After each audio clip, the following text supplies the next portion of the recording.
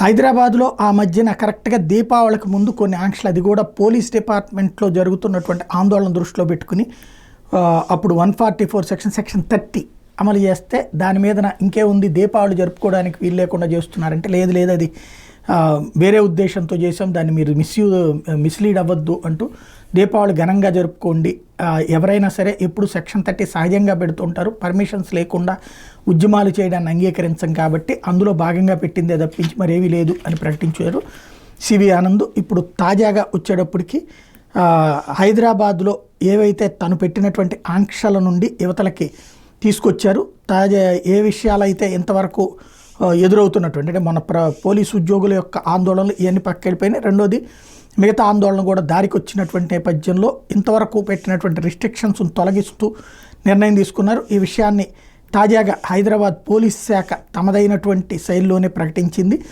ఆ రోజున ఎట్లయితే సోషల్ మీడియా ద్వారా చేశారో అట్లాగే హైదరాబాద్లో నిషేధాజ్ఞలను సడలిస్తూ ఆదేశాలు జారీ చేశారు. సచివాలయ పరిసర ప్రాంతాల్లో తప్ప నగరంలో ఇతర ప్రాంతాల్లో శాంతియుతంగా పోలీసుల అనుమతితో నిరసనలు ధర్నాలు చేసుకోవచ్చని చెప్పి ప్రకటించారు.